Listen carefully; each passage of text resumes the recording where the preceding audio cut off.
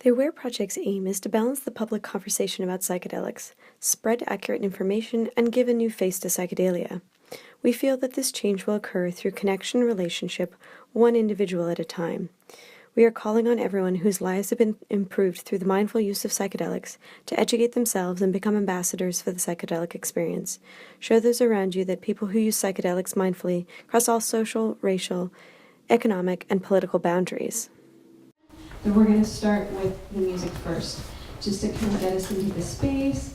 And we have a really beautiful musicians here to share this evening. So Ksenia is going to come up, and we'll just let her take the space, and we'll jump into everything else later.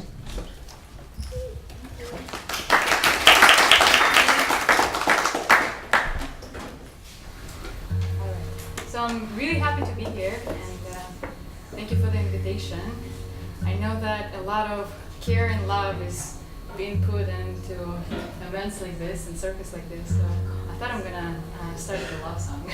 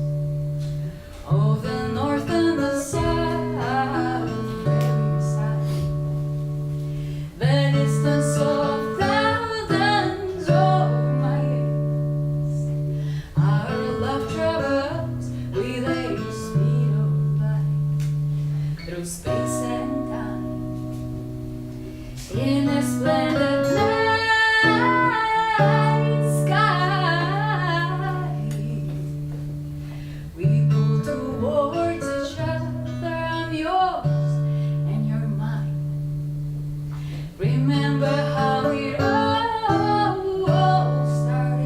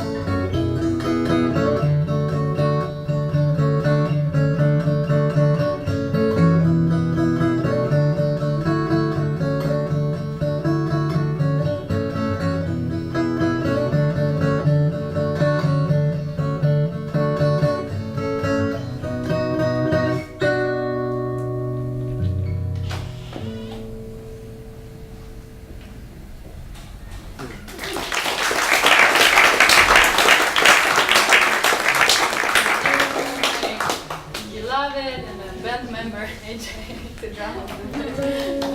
Hey.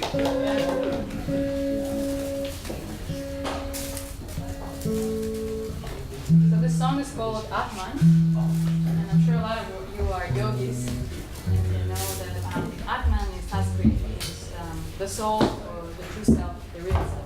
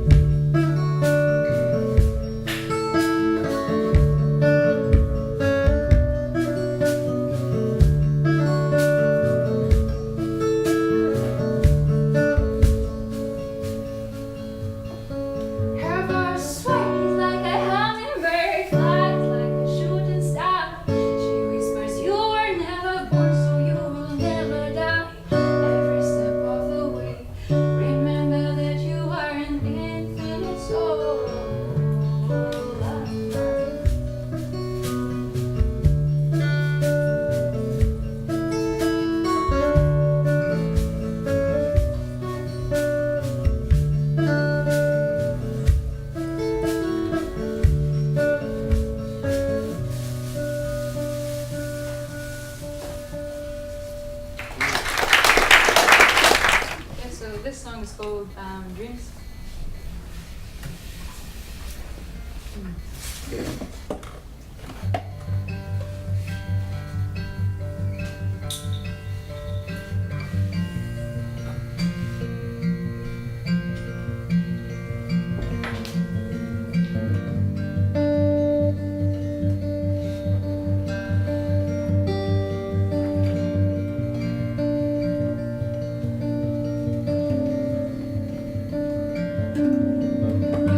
Restless soul, you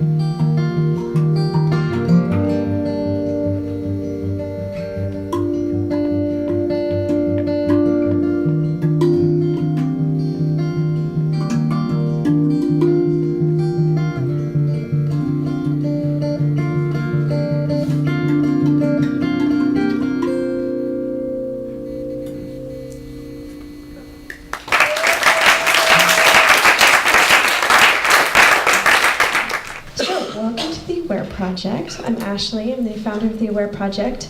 I started this, we're coming up on 4 years ago, and we do monthly events around psychedelics, medicine work to gather the community, educate the community, and encourage people to be psychedelic ambassadors, to be armed with the knowledge, to be able to share their experiences so that we can spread these incredible tools to people in a responsible way.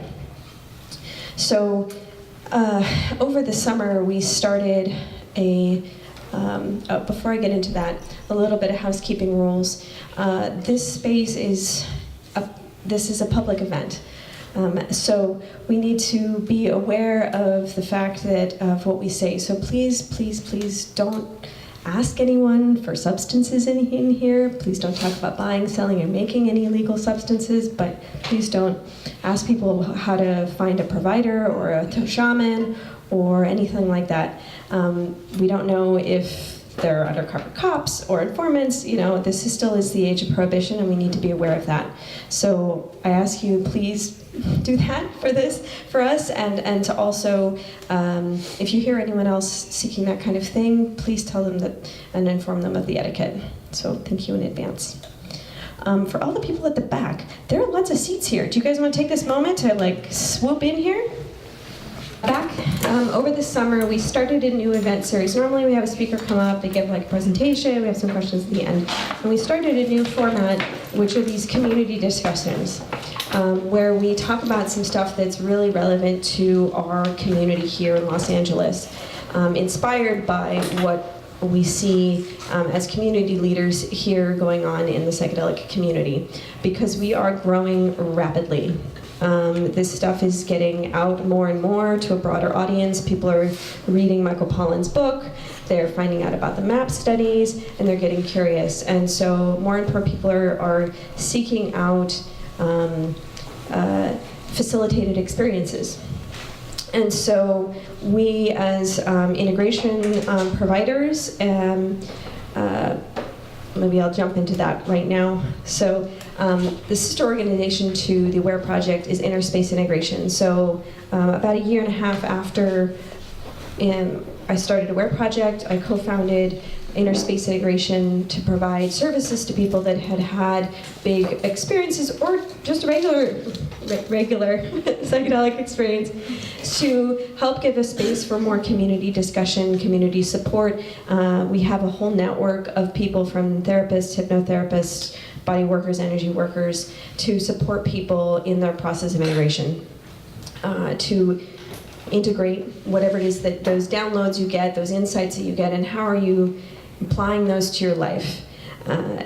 And I think one of the things that we'll be talking about today is noticing, in this age where we're trained to consume, we're trained to speed ourselves up, stop listening to our body, because if we listen to our body, we'd actually freak out at how crazy this environment that we live in is.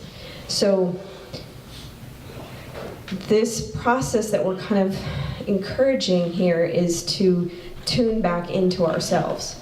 And so as a community, we can help support that process in learning to remember how to do that.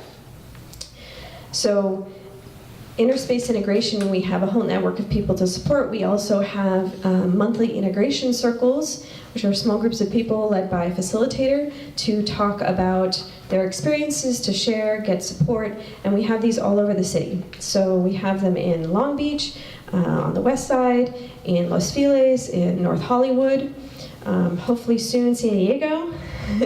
So please come to one of those. It's a really great place to get a lot of your questions answered, because we have a wealth of knowledge. We've been doing this for a while, and if you're just getting into this, or you've been in a while, but you want to get a slightly different approach, this is a good way to do that. So going back to the summer, we started these community discussions. So this one, we kind of did a little, what's the word I'm looking for?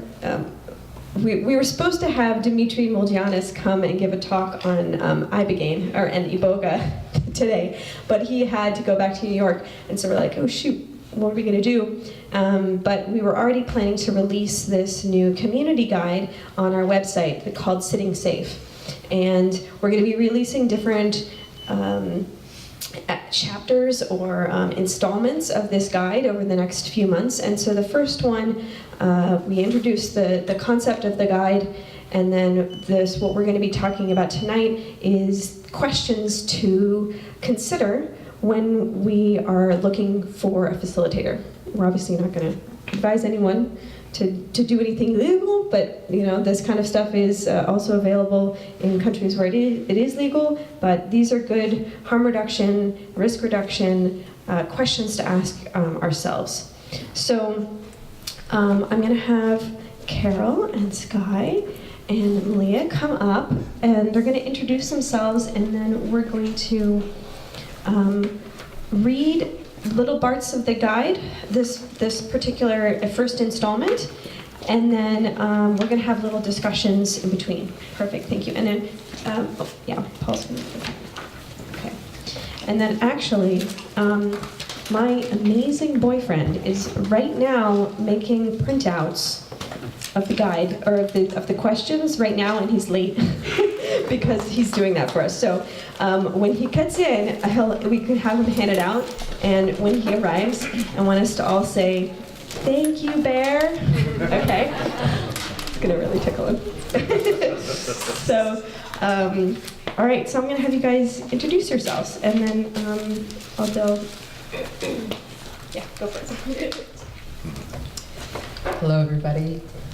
My name's Carol, and I've been holding integration circles for about a year and a half now on the west side.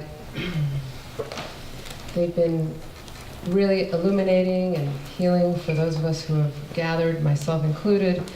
I got involved with this by meeting Ashley in a salon of women who were gathering to talk about best practices in the psychedelic community. Pre-aware project, yeah. It was amazing, and visionary plant conversions. Yeah, all sorts of things. What flowed through from that small group has been amazing, and now, 4 or 5 years later, it's great to see how things are flourishing with Michael Pollan's book. And let's see, what can I tell you about myself? I'm a hypnotherapist and a transformational coach. And I have the West Side and West Side integration circles. And San Diego too, yes. Down in North County, San Diego, or somewhere in San Diego County. I've been planning it, trying to make that happen for about a year now. So it's going to happen soon. Thank you, everybody.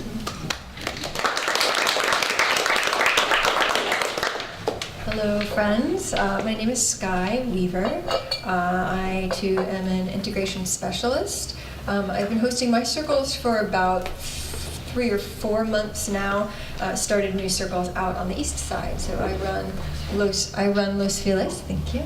I run the Los Feliz circles for this community and another sister organization called Psychedelia. I'm a body worker, a yogi, a transformational coach, and a lover of community and of the transformational work that happens both within and outside of the medicine work that happens. So I'm really honored to be here tonight. Thank you so much.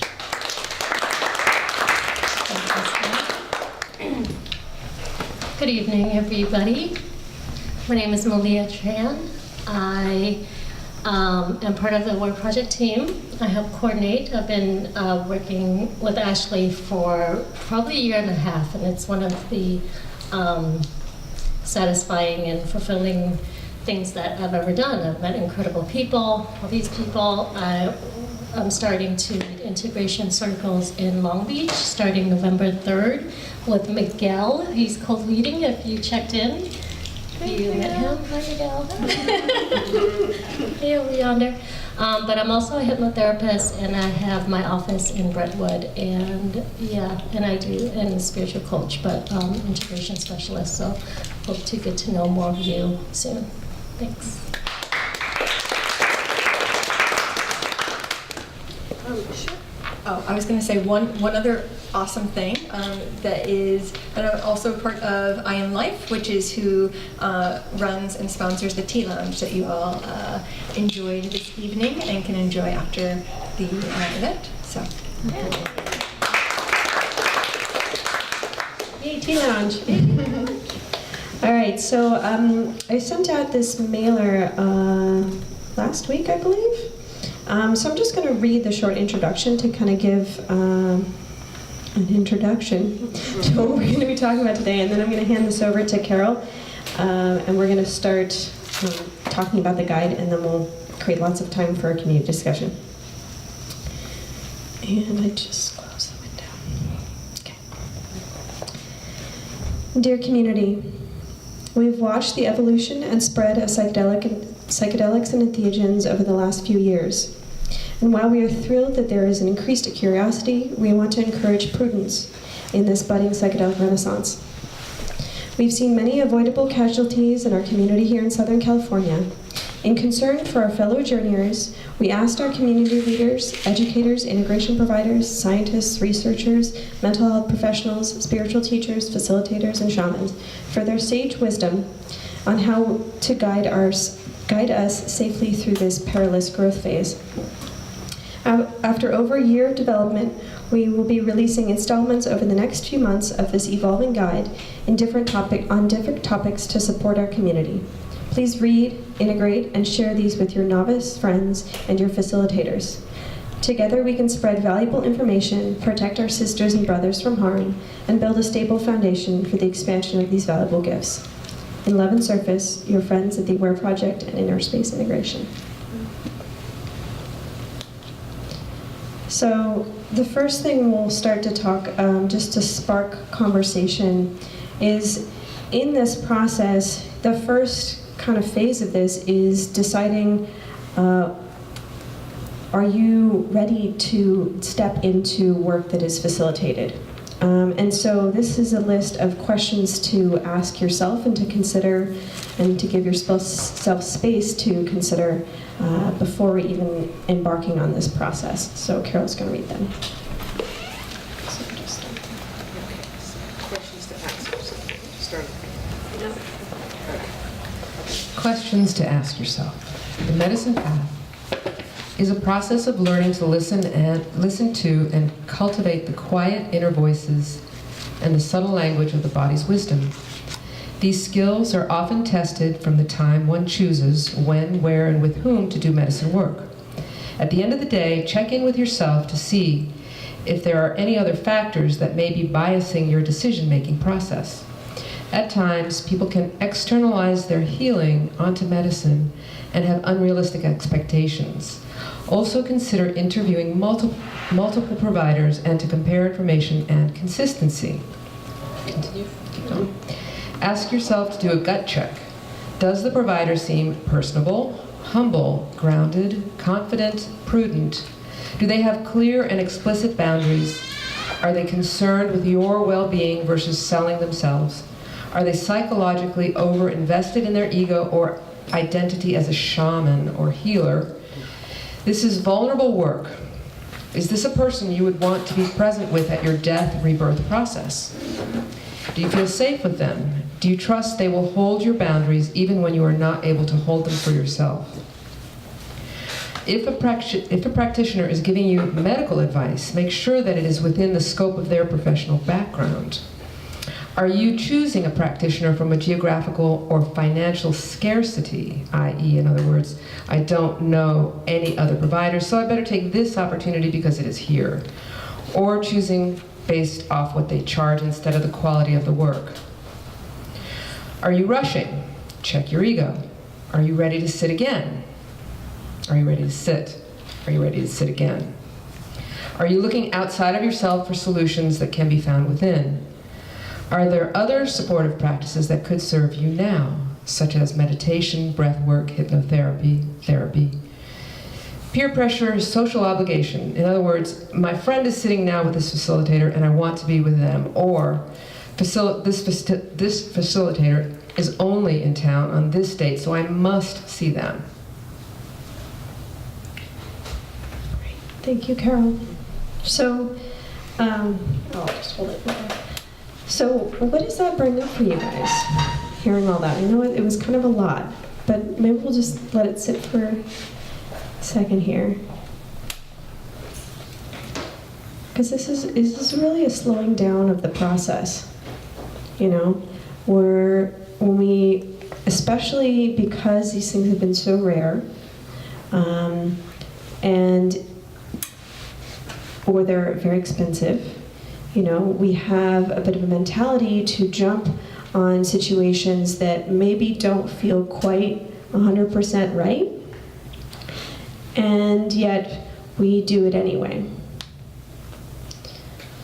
So, does anyone have any thoughts or questions or anything that they'd like to share with the group? Yeah, speak loudly so everybody can hear. I didn't understand the sit again, sit part. Can you explain that a little bit more? Are you ready to sit? Are you ready? Yeah, Are you ready to sit? I sit in ceremony. Does that make sense? Are you ready to sit in a ceremony or a facilitated experience, or are you, and in what the text says, it says sit, and then in parentheses again. So maybe it's your first time, or if you had a time and then you're going back again and checking in with yourself. Am I going back because this person just happens to be back in town again, or am I really feeling like this is the time? Does that clarify? Yes. Okay, great. Sure, go ahead. Following up a little bit on that, the idea that you can get a lot of benefit from sitting multiple times, and a lot of people have the expectation for one time and I'm going to be, cured or something. Is there something in place for developing, let's say, a regular practice where someone's going maybe 3 or 4 times, kind of like the MAP study does? They have 3 sessions, something like that.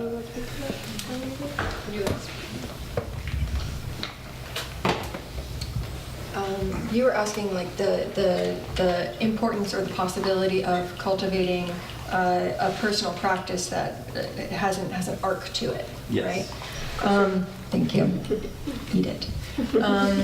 So yes, there is something to be said for having an arc to the process. These medicines are not panaceas. It's not something that you go and you do once and then your life is transformed. I mean, people do have these amazing transformational experiences, but the medicine path is just that. It's a path. It's not only a path of every time you sit. My teacher says the work is between the works. Like you go to ceremony and you get your downloads, but the real work is when you get out into the default world. Who are you being? If you go and you sit in ceremony every weekend and you're still a jerk out in the default world, like you're probably not doing your work, or there's not enough time in between to be able to integrate what you're learning. So there is something to be said for going multiple times, or even some ceremonies are offered back-to-back nights. If one went down to Peru, they might have 8 ceremonies in 12 days or something like that. And there is something to be said for having that that blossoming that happens in going multiple times, and to honor the process in between, like Yoni was asking about. Are you actually ready to sit again, or is there more work to be done now outside of the medicine that will help you glean deeper understanding? Because really, the reason that we sit with the medicine is about who we're being out in the world.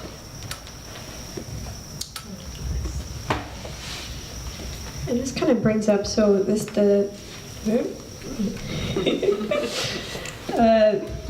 installment after this one is going to be on medicine pacing. One of the things that inspired this guy to begin with was we were seeing that this kind of interesting thing was happening because these medicines come from all over the world. Iboga comes from Africa. Ayahuasca comes from South America. Mushrooms are all over the place. 5-MeO-DMT comes from toads. It's all over the place. And so what we are noticing is that now that we have access to all of these different things, and people are doing them all either very close in succession, even though they don't have a indigenous or historical context from being used that closely. For instance, many people don't know that, combo, which is this secretion from a frog's skin that's from the Amazon, and you burn it onto your skin, and it's used for cleansing, and it's not psychedelic, it's not so, yeah, immunity boosting. If you do that shortly after you do 5-MeO-DMT, you're going to have a very, very intense experience, and it's not going to be good. So you have to wait probably around 3 weeks before you can do something like that. So these medicines come from different parts of the world, and we're just like, oh wow, I want to do this, and I want to do this. And so, you know, and some people are kind of paying the price for that. And facilitators maybe don't ask you what you've taken recently. And so people are getting hurt that way. So has anyone heard of the book Stealing Fire? Yeah, it's a good one. It's talking about psychedelics and other types of altered consciousness modalities for boosting your kind of, well, I don't know. Expanding your consciousness and your creativity and all sorts of things. But in that book, I really, one of the parts that really struck me was how to have kind of a check-in, a self-care kind of schedule that has different kinds of things. So there are types of things that you would do on a daily basis. So meditation, you know, then there's things you would do on a weekly basis. Maybe you go to yoga, or maybe you go for a hike. And then there are things you might do once a month, like maybe you go to a holotropic breath work, or maybe you do some medicine work. And then there are things you do once a year, which is like maybe a really deep dive into some medicine work or something like that. So each thing there's maintenance things, day-to-day stuff, and then there are transformational things that you do in more infrequent basis. And I really liked that conceptualization, to think about that pacing.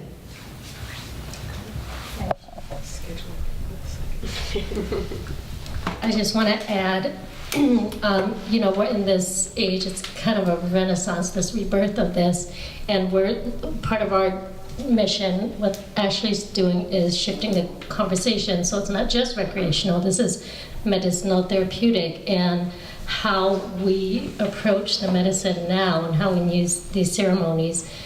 The experience is just one little bit. It's like going to the gym to lose weight. You also want to eat healthy. You also want to nourish your body. You also it's only one component.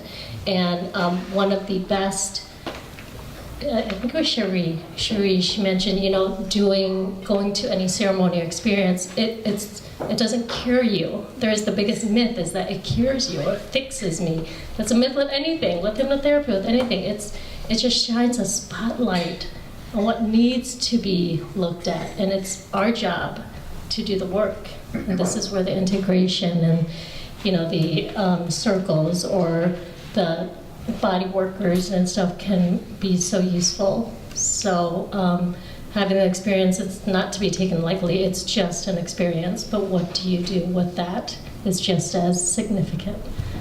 Yeah. Any more questions or comments? It's like, this is what we're doing here. Go ahead. Hard to form the question, but something on my mind the past 10 years is once somebody becomes a licensed therapist of any modality, you become available to legal enforcement for subpoena. And how one defines a facilitation of investigation or a need to help someone. There are good reasons why people are there to help persons in the community, but as I kind of recently came out to a therapist of like 10 years thinking like, this is like a second coming out. She almost felt like she came out as, oh yeah, I kind of joined the MAP study and I already am part of that. Okay, Cool. When I asked for kind of like a stewardship of my own records, and I wasn't in a rush because she's had my trust for a long time, but I knew I wanted to be a steward of my records, I was pleasantly surprised that they were scanned handwritten notes. One thing I've been frustrated in the past with her is that I felt like, who cares that you put something in your signature about confidentiality? Email is so weak. So when I get concerns about people, putting into the library very sensitive information, I wonder about the integrity of that data and how it's accessed. Whether or not you let go of it on purpose or otherwise. So how does one lobby for, I need access to that, even though it wasn't part of your other office? I think that's kind of clear, but maybe you could comment on those thoughts and concerns about. I think I'm a little unclear about the question. Yeah, I formed it in a weird way, but if people throw musical gatherings and don't put out the address until the night of, and that's still not a secret, how do your clients or your friends within the community feel as though the records or like cell phones left at the door? I don't know. It feels new to me. Records, as in, are you saying like, were people going to participating in underground experiences and the integration commentary being different than a modality at a practice licensed office? Maybe you just. Well, so I mean, none of us do And we're not seeking it here. right. I'm not asking. but we're talking about our experiences, talking about the past. Yeah, you can talk about your experience and you talk about your past, as long as you're not talking about buying, selling, or making these things. It's freedom of speech. So. Even yay, America. Yeah.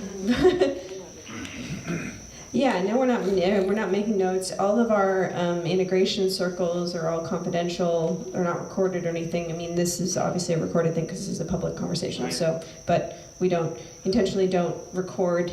The only thing that's being recorded right now is our faces and the voices and everything. So, does that? I appreciate just hearing that. I think as I kind of form the nebula of concern, a lot of people don't ask about the concern, or they don't realize that our cell phones are powerful little computers. Yeah, and it's good to be prudent because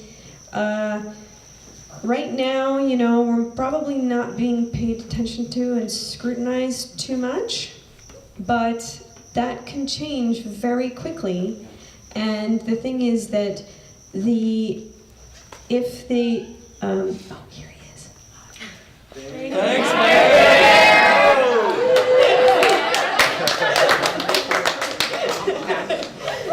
Maybe you can hand out the papers over here so people can have them. Oh, Lana will hand them out. Perfect. Good But job. in 5 years of coming, I've felt safe and excited about information and safety and prudence and living our lives legally with awareness. Yeah.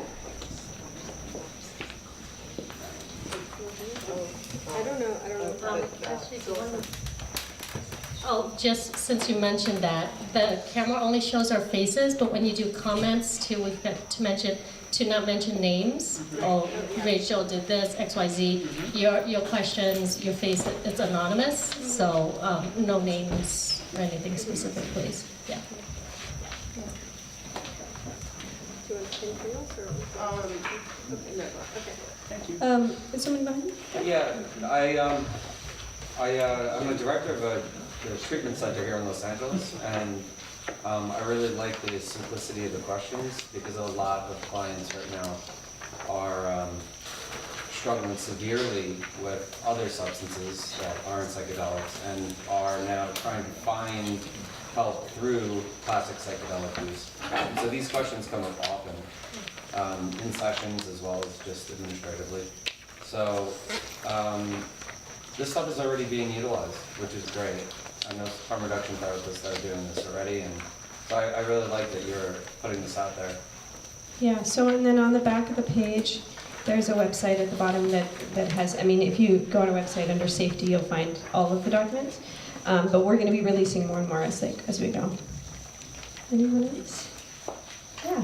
I got a question. So about set and setting, when I was much younger, I was going through some ceremonies, and the medicine was the right dosage and it was the right potency for the others that were in the session. and they were able to blast off fairly quickly. And this happened to me without effects to myself, same dosage, about 3 to 4 times before I actually sat down with a shaman and set intentions and like had like a proper ceremony versus just kind of experimenting within a group. I have some ideas as far as why it was that I wasn't able to really blast off, but curious to hear what you guys think about like what could have happened there, if it's something that's a block in setting, if it was a chemical like reaction to it, or have you experienced this before?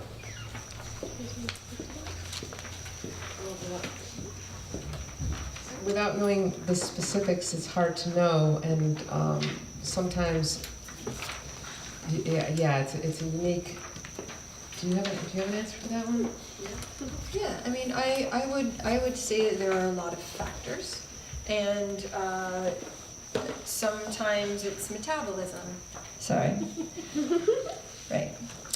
There are a lot of factors, and sometimes it's metabolism, sometimes it's doubt, sometimes it's you know, you ate the wrong thing before. So any number of things could lead to that.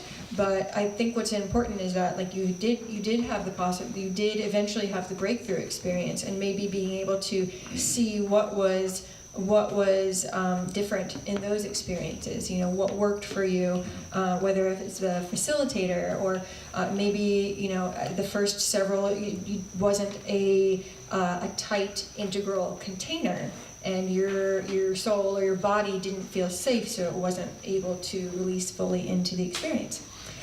So it could be any number of things, but yeah, when things do work, like take notes. You know, keep a little trip journal, pay attention, you know, journal after each experience. I have a notebook that I've been keeping for years, and it's like so great to be able to be like, oh yeah, I got my notebook, you know, and be able to go back and see what worked, you know, see the through line of the things that have come to me in these experiences.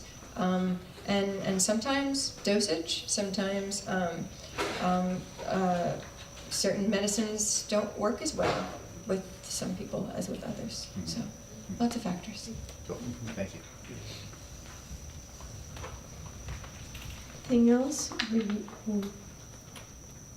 Yeah. Are you going to have any other time for questions? Yeah, we're gonna. There's 3 blocks of questions here that we're gonna go through, and then we're gonna have a discussion after each one. So, do you want to talk? You want to ask your question now or later? I want to parse among my questions and ask my question, and then ask you a question. Okay. Our kind of guy. All right. So, Sky, why don't you read those? Great. So, questions to consider asking a practitioner. How long have you been practicing with this medicine? How many people have you facilitated for? Who did you train with? Where? And for how long? Clinical training? Shamanic training? Is this verifiable? Do you have a code of ethics that you practice under? Are you currently on CPR or first aid training? What additional first aid training do you have? Where is the closest hospital? Do you have access to medvac if you're in the jungle? Important. Do you know how to work with clinical concerns such as PTSD, suicidality, depression?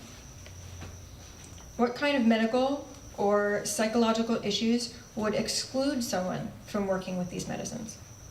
If they say nothing, consider that a red flag. How do you source your medicine? Where do you address sustainability and fair trade concerns? If they work with multiple medicines in a retreat, how long have you been using these medicines in combination? How do these medicines interact with each other? How far apart should these medicines be administered from one another? And I would go as far as to say, what are the brain chemical interactions? Like, how do these actually work in the brain? How is your medicine prepared? Like, are there admixtures to it? Do you include integration support or referrals to integration providers? If you are on medication or have a medical condition, please make sure you ask, do you know the safety of these medicines for my medical condition? Do you have a doctor that you work with that I could talk to? Do you use massage, physical touch, or somatic therapy in your work? What kind? If that's not something that I would like, how can I indicate to you in the ceremony? Super important.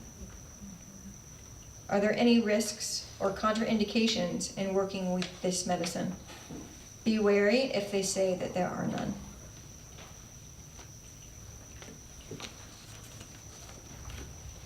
Questions? Yeah, questions. Yeah. When you're, the question of clinical training, shamanic training, is this verifiable? So can you expand on that one? Because I know there's a lot of people who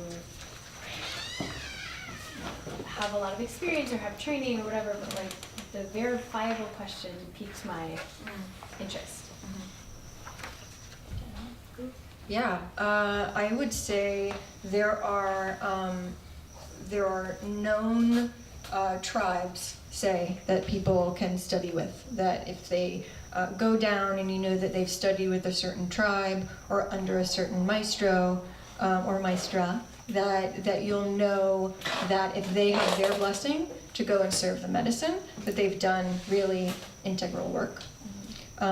There are some people who go down and take a medicine for the first time and then come back here and start serving it.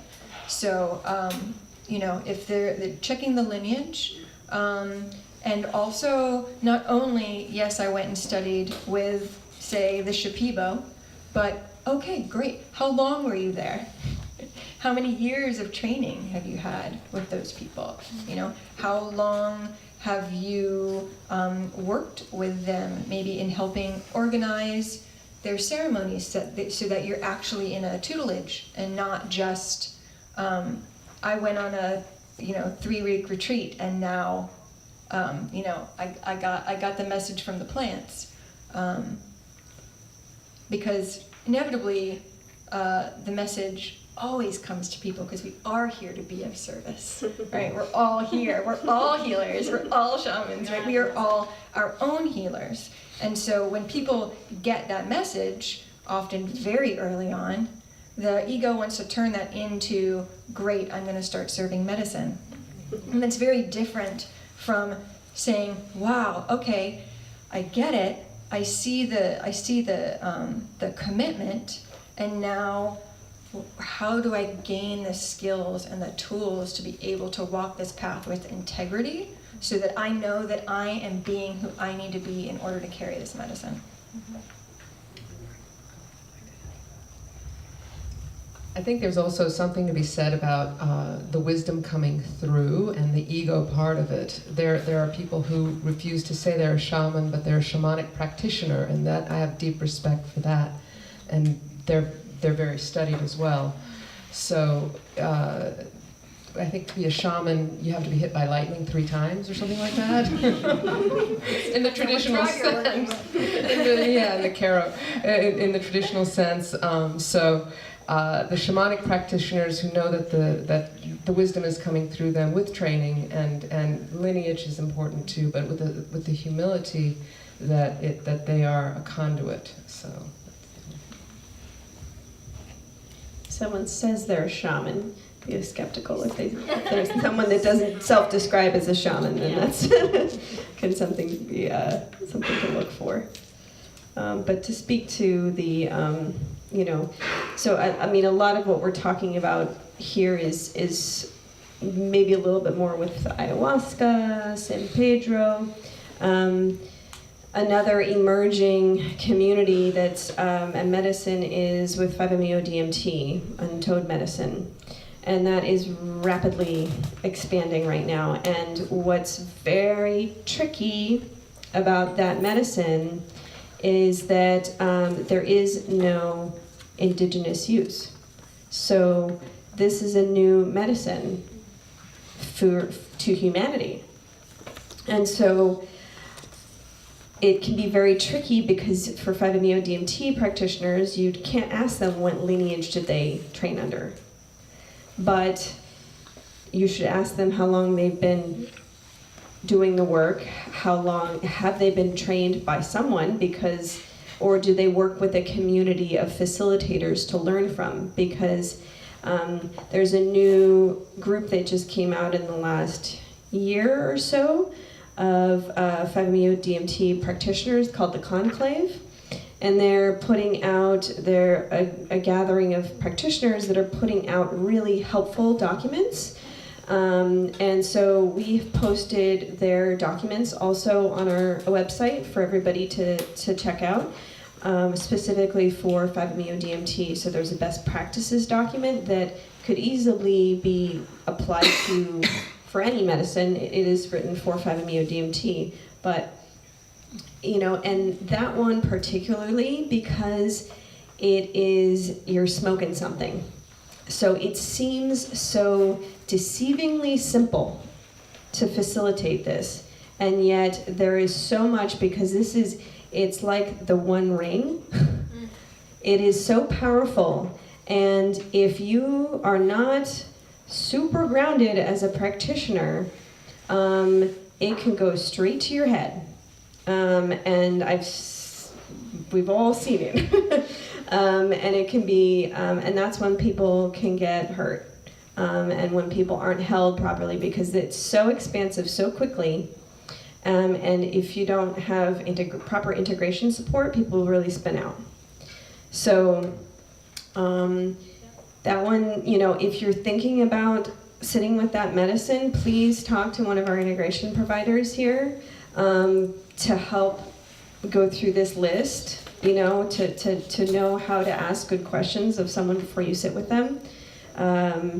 Because we've seen a lot of people that, get, oh, the toad told me to facilitate, or like be and share this medicine. Okay, well, there's a lot of ways to share your medicine, because if you're sharing your heart light and in your own transformation, and you're inspiring other people to shine their lights brighter, that's sharing your medicine. That's sharing the medicine.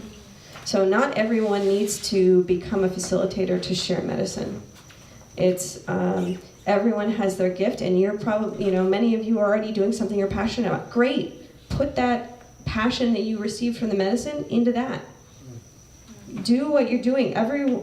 There's so much work to be done on this planet, So please, ask us for support if you're going to be working with any of these medicines. But that one, it's an emerging thing, and the reason why the conclave was formed was partly because of that issue of people, of just a lot of kind of rogue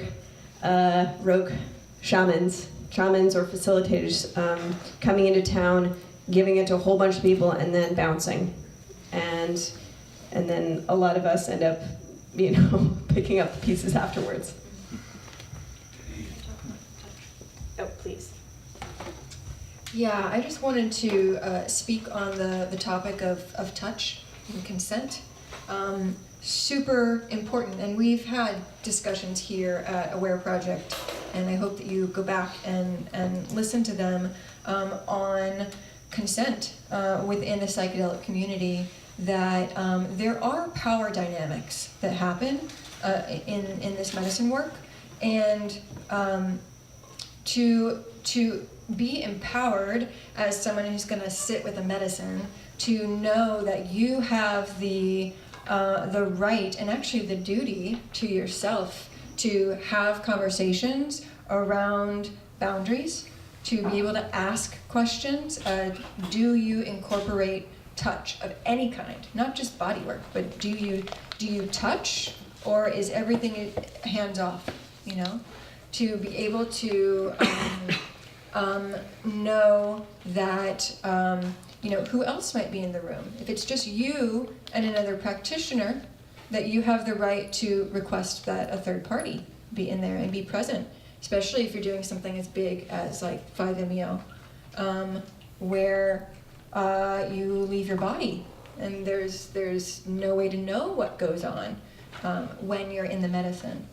And that in the power dynamic that happens, even if a practitioner asks a client to do something and the client says yes, there's actually a, because of the power dynamics, even if the person who has been under the medicine, who is under their guidance, even if they say yes, there actually can't be consent in that power dynamic, you know, because they've been through something so big, because the medicine might still be with them, because they've looked up to this person, you know.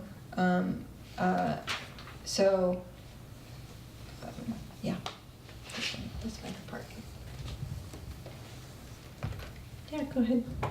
I have another question regarding the chemical imbalances or balances within the brain. And this is a twofold question. So one question is, like, reading through the question, it was like, if the facilitator knows what kind of chemical imbalances might happen in the brain if someone is on antidepressants, or how many days have passed since the previous medicine journey, and what kind of medicine journey was it, and how is it going to interact with his new experience. So first question is, does the person who is offering the medicine need to know about it, or is it more a knowledge for the facilitator? And the second question is, how do we make sure, because the field of chemical functioning in the brain is so vast that even a psychotherapist, even a psychologist might not know as much as a psychiatrist. So how do we make sure that the knowledge that they have is deep enough that they actually know all the chemical imbalances? Because unless they are a medical professional, a psychiatrist, there might still be something that they don't know about it. I mean, it's a huge issue because, again, just how these medicines are coming from different parts of the world and interacting for the first time, so are these medicines with psychiatric medicines.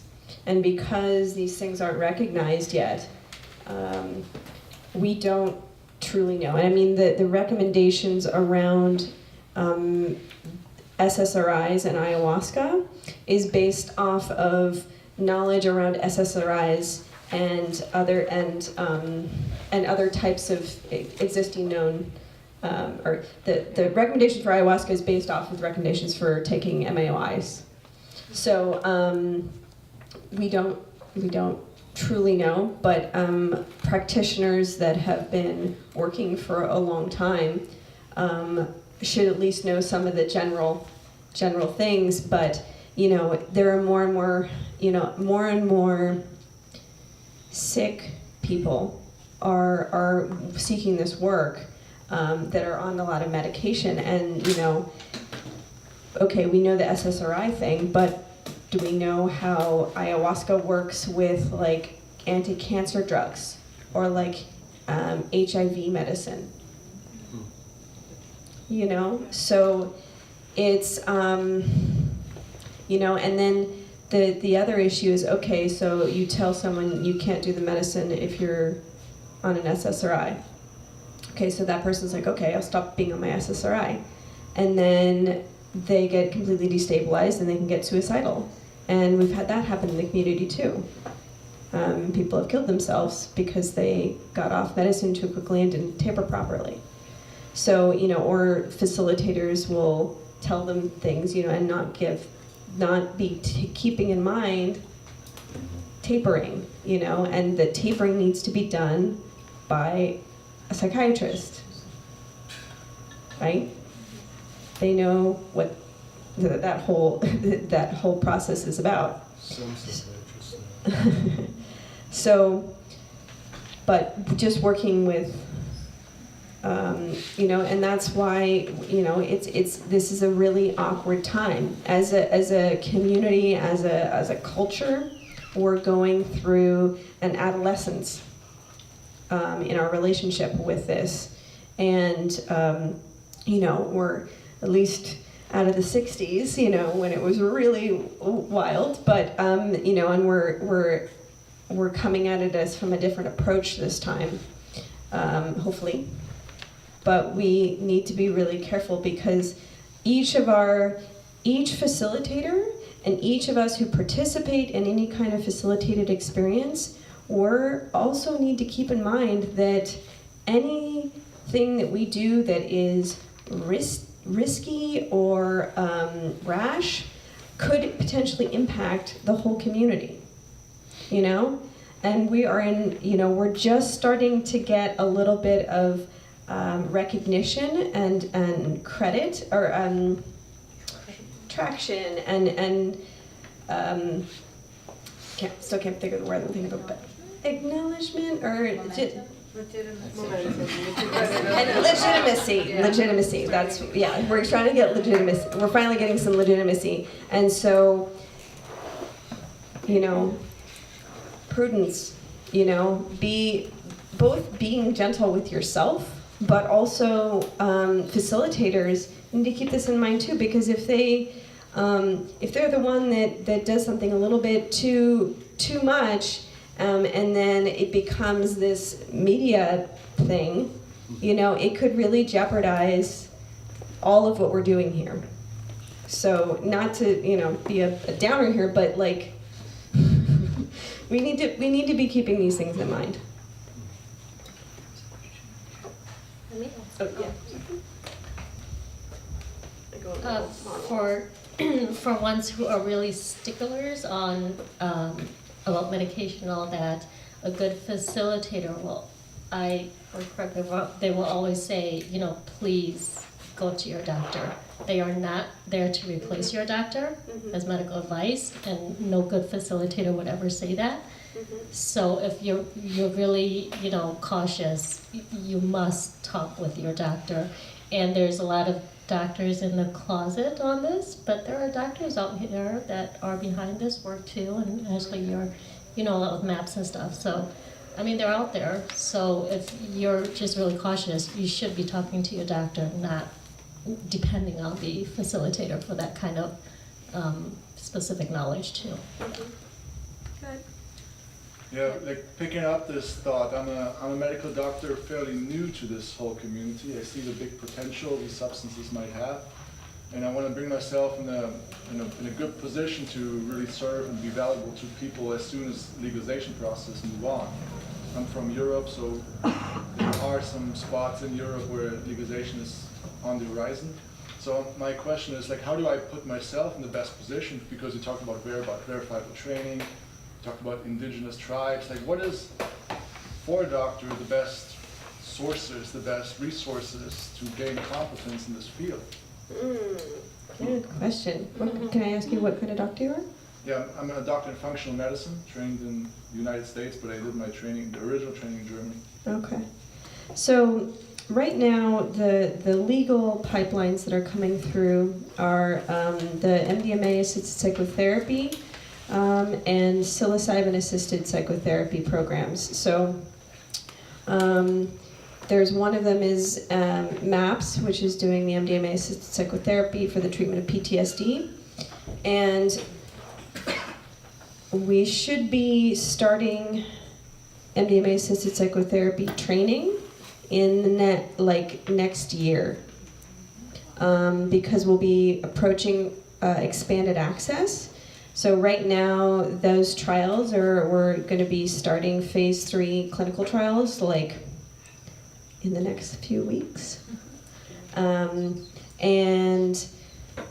if the data looks as good as it does in phase 2, which we don't see why it shouldn't, they're going to look at all the data and they're going to say, okay, this looks like this, we applied for breakthrough status, which means that if the data looks this good, because our numbers look so good, like between 60 to 80% of people that have had chronic treatment-resistant PTSD are not diagnosable with PTSD after 3 treatments.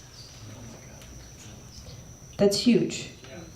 It's huge. So we see all this research coming out, and then as soon like the research proves positive, it's get legalized, and then we got a horde of doctors that are not trained in this. Yeah, so so MAPS has a use patent on it. We'll have a use patent for 5 years, and to be able, just like if you are a doctor that is an anesthesiologist, and you're going to be trained to use a particular drug, you need to go and do training, specific training on that before you can facilitate the drug. So MAPS will have a MDMA-assisted psychotherapy training for you to do the training to become a therapist that can do therapy. So it has to be prescribed by a doctor or a psychiatrist, and then therapists, they work in therapy pairs. So the training will be coming online soon. That will be the first step for legal work. Right now there is a training at CIIS in San Francisco that is psychedelic, what's the program called? It's for sitting, isn't it? It's for a psychedelic-assisted therapy. It's integration. Yeah, it's so that's one to check out. It's a little pricey, and I've heard mixed things about it. So, and then they're doing training too? Well, I don't know if they're doing training, but Compass Pathways just got the breakthrough status with Psilocybin, yeah. So as psilocybin comes online, there'll be trainings too. So it'd be good to get on the MAPS mailing list, the Multidisciplinary Association for Psychedelic Studies, maps.org, to find out when the trainings are. But as far as, I mean, those are the official types of things. There was also things like, Sky, you did the sitter school training in Colorado, which is teaching people how to do cannabis-assisted work. So that's something that's legal right now, we could do in California. And so it's just working with altered states, you know, and it can be a great way to get your feet wet and work that you can do now. Also, ketamine therapy. That's Schedule 3, we can do that right now. So there are doctors that do, I mean, you're not doing therapy while the person's in the experience, but afterward you help them process, because it can be very psychedelic, so the integration process is quite similar. And what about possibly connecting with Beckley Foundation? Is there any sort of training opportunity there, or Hefter? I don't know, that's psilocybin. Yeah. Have you heard of Beckley Foundation? The Beckley Foundation is a psychedelic research and advocacy group in the UK.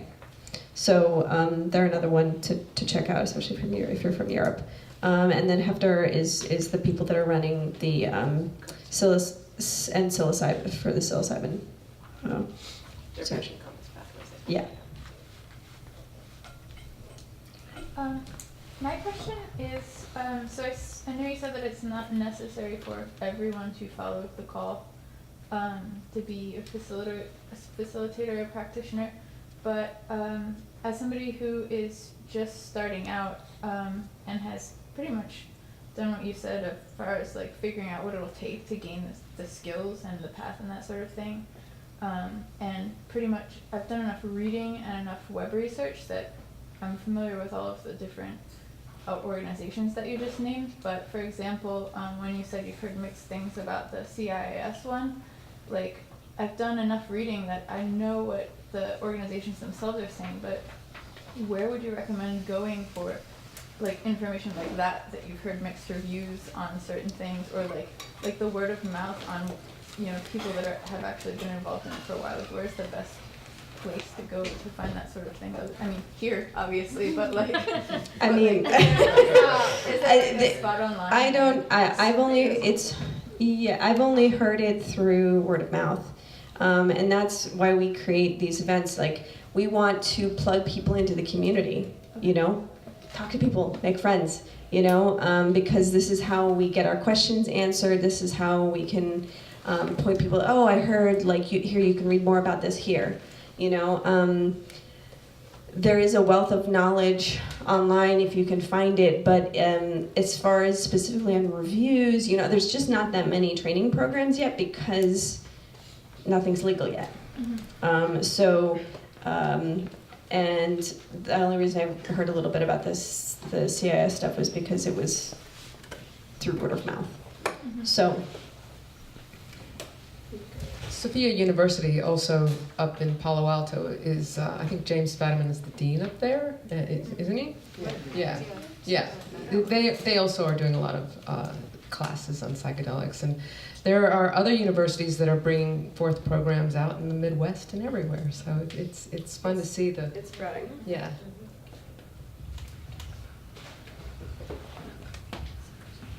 Yeah, so these are some of the. Thank you. Hello. So these are some of the routes that people can go through who want to do MFT, LMFT, like they want to be part of the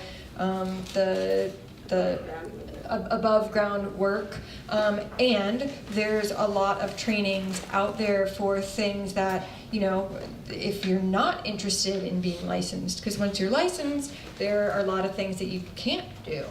And there are even people who've gone through an entire master's program and decided not to do their licensure because it would prevent them from being able to support the community in the way that they really wanted to. So there are trainings like what Ash was talking about. There's a group out of Boulder called Medicinal Mindfulness, and they do a program. The first part of their program, so they facilitate cannabis circles using cannabis as a psychedelic. Obviously in Colorado it's legal, now it is here as well. And then they also do breathwork circles, and then they'll do combined circles. And having gone through the psychedelic sitter school in the spring, my experience in that ceremony was similar to a 5-MeO DMT-like experience. Super powerful because you have all of that energy running through you from the breathwork, and then the cannabis is activating altered states of consciousness as well. And they have several different levels to the training. I'm going back for level 2 in November, and then there's a breathwork part of it. And also we're talking about like I think one of the parts of this document that's going to be dropped is about sitting, like psychedelic sitting. So that being a sitter. Being a sitter for experiences. For friends. For friends, so that people can have study groups and be educated and know how to hold space and what to expect as a sitter and what qualities you need to have as a sitter in order to hold space for someone who's going through an experience. So all of that is to come, and we will be offering that soon. And then the other training that I've been going through is called the Hakomi Institute, and Hakomi is a beautiful modality, basically for holding safe space, creating safe space. You know, being able to have conversations around consent, around creating relationship with somebody that you're about to go deep and be vulnerable with. How to suggest, new experiences when you're within the context of your session, and constantly checking in for consent. And that's all mindful somatic psychotherapy. So that's a training, but not a master's. Ashley went through it, I'm in my first year, and Malia just started her program too, so. So I was actually kind of looking just to do the MFT at CSUN, probably just because it's accessible to me. But can you elaborate on ways in which licensure might actually be a hindrance? Well, I'm also getting a master's at CSUN, but in social work. So, I mean, you're going to be under, like, people can report you to the board and you can lose your license, I mean, there's very strict codes of ethics, but, when we think about it, like, the reason why these licensing processes and these ethical boards were because of the exact same situation that our underground is experiencing right now. So, you know, while we may be resistant to structure and bureaucracy, there is a reason for it. So, but that would be one, you know, you can lose it, and you've spent thousands and thousands and thousands and hours and hours and hours and hours getting it, and then you lose it. So. And my understanding is practicing out of scope is the problem. That they have really strict ideas as to what is in scope and what is out of scope. One follow-up is Sure. my nebulous concern about privacy, I think, relates because I know that certain employees of certain companies have to report any lunches with a healthcare provider. Different states have laws about what you report, and so in scope, out of scope, practitioner, provider, it's all stuff that becomes a real responsibility, as I learned from you and others. But subpoenas of your communication, who is a patient or a friend or both. Well, we're going to do the next section, and then this will be the last one, and then we'll just talk for a while longer.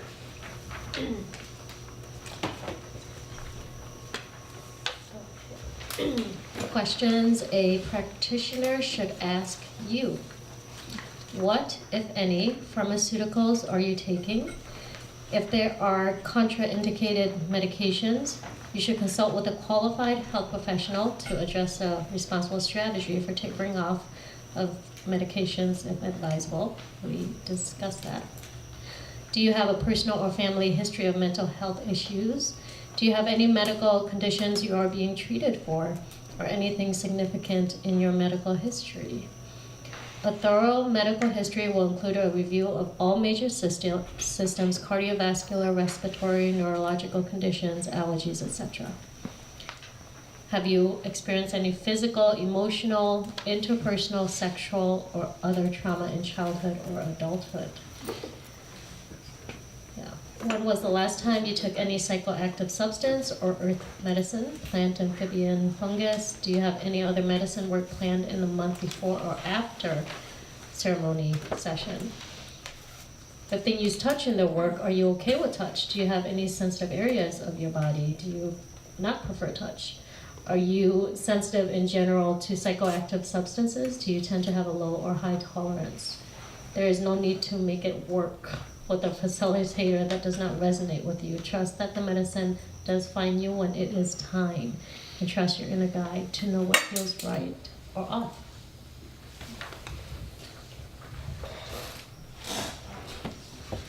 So when a facilitator is you know, hopefully doing some kind of preparation call with you,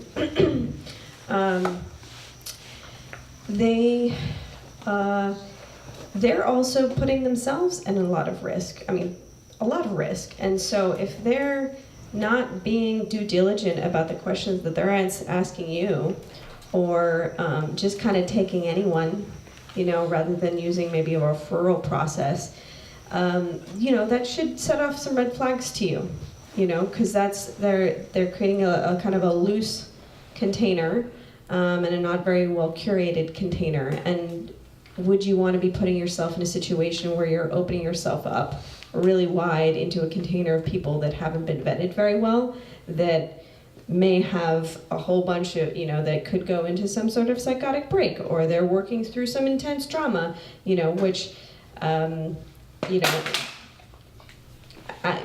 they should be asking you these kind of questions too. So if they're not asking a lot of questions, that should be a red flag. Any other thoughts on that kind of thing? Or any other questions in general? Oh, go ahead. I just want to make a comment about the last, one of the last questions about contraindications. There's a great website called ayahuasca.com, and Dennis McKenna is one of the people on it, and it's the best list I've ever seen, bar none, of contraindications and indications that work well and don't work well with ayahuasca in particular. And for the doctor, Joe Teffer is someone to contact or look at his book. Mhm. What's the last name? Joe Taffer, Teffer, yeah. T-A-F-U-R. Teffer.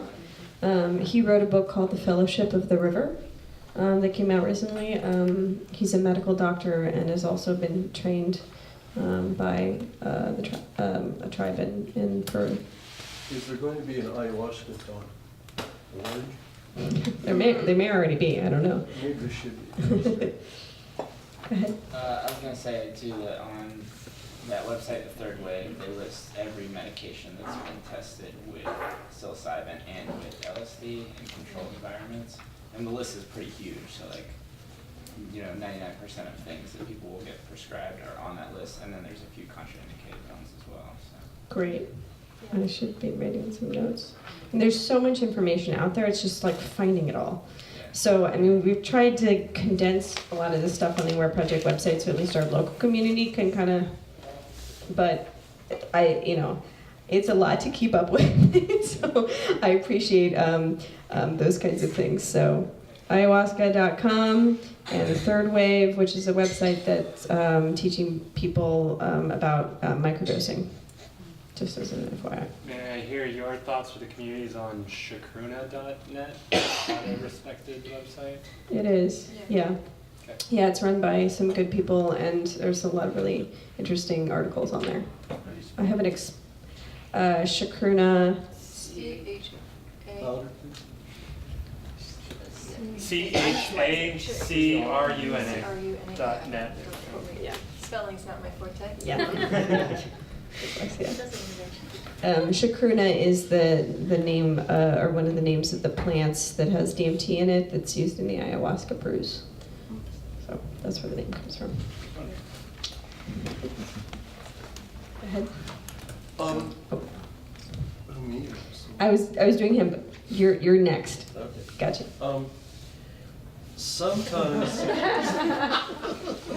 Sometimes I ask myself, am I ushering myself into an awareness opening experience or into a cultural enclave, a subcultural enclave here in the United States? Because I understand there's lots of people who've gone to South America or West Africa, and they have all this respect for the different cultures down there. But I kind of find myself in this sort of monoculture in the United States, which doesn't seem to include people that I'm familiar with and comfortable with, like African American church people, union people, anarchists who went to Occupy, farmers.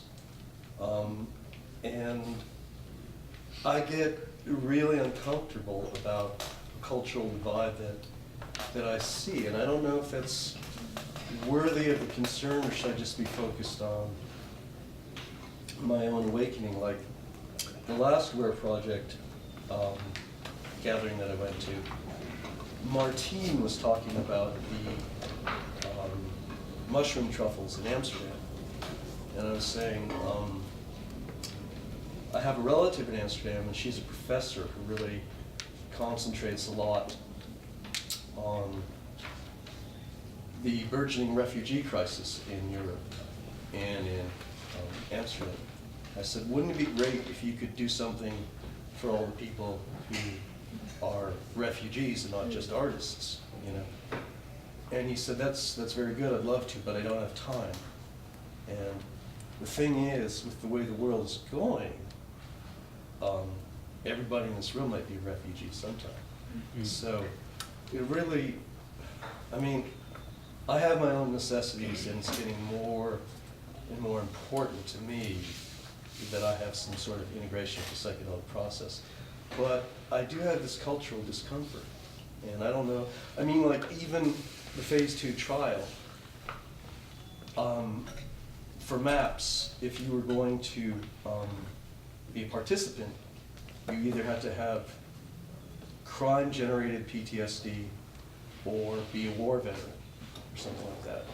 And I don't know how many war veterans there are in here, or people who are suffering from PTSD because of violent crime.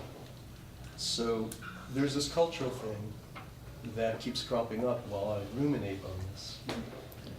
Yeah, it's something that is an ongoing conversation, an increasing conversation in the community.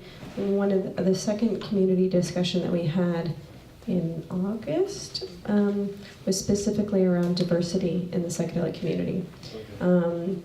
It's something, there are historical reasons why this is a predominantly Caucasian group here. But that doesn't necessarily mean that it doesn't have to be that way. And so as people, as this stuff becomes more available, we as a community need to figure out how we can be culturally competent in supporting this into different kinds of communities. As MDMA comes online, like how do we get MDMA-assisted psychotherapy for the treatment of PTSD to underserved populations? Yeah. So, if this is, we're just scratching the surface here, but it's really good to be having these conversations, to be thinking about who are the populations that most need support with PTSD. How are, and can we consider in the scope of trauma, race trauma? Not just violent crimes or war or rape, but oppression. So it's something that I think we all need to keep in mind as we move forward. And there are several people in the community that I have a lot of respect for that are not Caucasian, and that are intentionally stepping up and being leaders in the community just so that they can show that there are people that don't just look the same way that do these types of things, and I have a lot of respect for that. Did you have a question? I've sat with many different practitioners with the medicines, and what I find is there isn't a good knowledge of, let's say, therapy-based questions to ask the client or person who's going to sit with the medicine. And often, even if a red flag is raised, the practitioner will somehow let it pass or let it go and not say, I'm sorry, this is not a good time for you to sit. There's often this sort of not a real understanding of the risks involved, because let's say the likelihood that the person will have a good experience is higher in general than a bad experience. And so I started thinking that many practitioners tend to become isolated in the work that they do. Sure. And they're not collaborating and not really even practicing, for example, what questions to ask the sitter, and to simply say, no, this is not the right time for you. And so my wish is that there would be more collaboration, and people who are practitioners could actually come out and share and collaborate, and there would be a much better than, let's say, standard of practice. I mean, one of the beautiful things about the conclave that I was speaking about earlier is that they're doing just that. It's a group of practitioners from a very wide geographical area coming together to learn and from one another and support one another. And I think that's a huge step. And so, if you sit with facilitators here in Los Angeles, bring them this guide. Talk about these things, encourage them. When do you meet with other practitioners in the area? Encourage them to come to events. We want to have this. I mean, granted, this event was a little last minute because of things that I couldn't quite control, but share the video of this. Share the guides. We're gonna probably have more community discussions as these other chapters and installments come out. It's up to us as a user community to go to the people that we sit with, or if you are a practitioner of some kind, to participate in these conversations and instigate connecting. And because we can't do it in the open, right? So we're trying to figure out other ways to get this information out. I think we have to be aware of our own biases as well. Like going back to what you're saying is like, whether you're a practitioner or someone who's interested in going into this work, there's sort of this, yeah, this stuff's amazing, it's transformational, we're really enthusiastic, and sometimes I think it blinds us to the pitfalls or the really negative side effects that could come with it. I feel really lucky. The first story that I ever heard about LSD was my mom worked in a hospital, and she volunteered with a woman who had a LSD induced psychotic break. And so my mom's like, don't do LSD, you will have a psychotic break. And that was like, I remember being like 10 years old and her telling me that and being like, I don't even know what LSD is. Like, oh my gosh. Now I know there's certain markers and predispositions and things that will cause that. And it's a very rare thing. But it also isn't something that I hear a lot of people talk about. And so like, I like that you have on here, ask about family history of mental illness, because that's a major red flag. It's huge. Yeah. It's huge. I mean, schizophrenia, bipolar, those are the things you need to be really careful of, because it may be latent, especially if people are in their early 20s. I think the average onset's like 25 or something for schizophrenia, and so it's not necessarily that it's causing these things. It's just kind of like speeding up the process. So. Could have been a car crash, could have been the LSD. Whatever's the catalyst is going to be the catalyst. Yeah. I say like it could be a traumatic event that triggers it. That's a good quote. Yeah. Do you have another question? I just wanted to restate what she said. I mean, it can be triggered, that psychotic break can be triggered by many experiences. Yeah.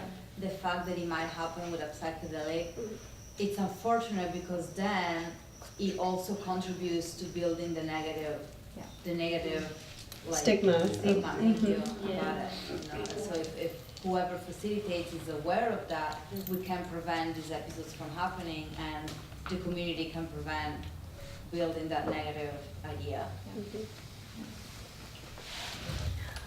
I get the feeling from my own experiences that a big lesson within all of this work is just responsibility with the self and the space that you put yourself in. And I have a question about when you are in a within a ceremony or something similar, and like you're having your own red flag, maybe it's like a panic attack, but you're already there, you've put yourself there, and perhaps you've already consumed whatever is to be consumed. What is, I guess, the role of the facilitator within, I guess, applying principles of consent, and also, I guess, for me, in my experience, it was very important to just know that I would be okay and that the space was a very safe space, and what I was asking for, I guess, couldn't be provided. Like there wasn't, because I wanted to remove myself from the safe space. It was the job of the facilitator to keep me there and to keep me on a track. And so I'm wondering if, I don't know, if that's something that if that brings up anything for any of you.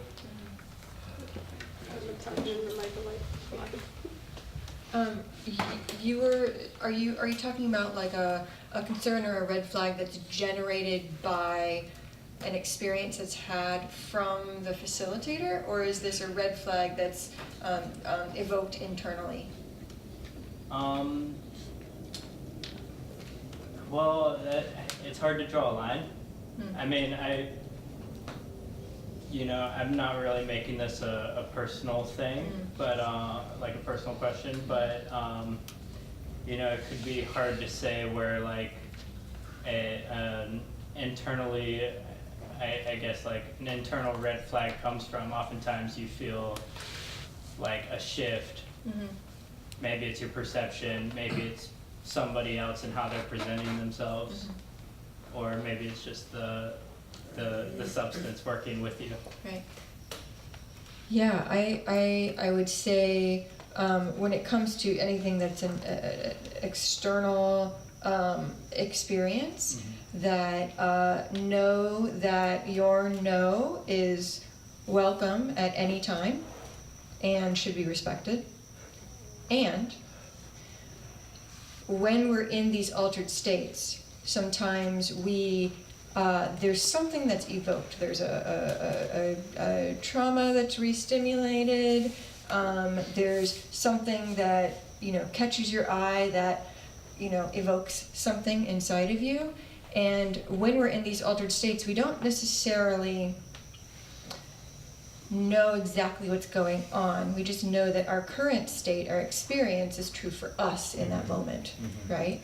So it could be that what you need to do is go outside and scream and take your clothes off, right?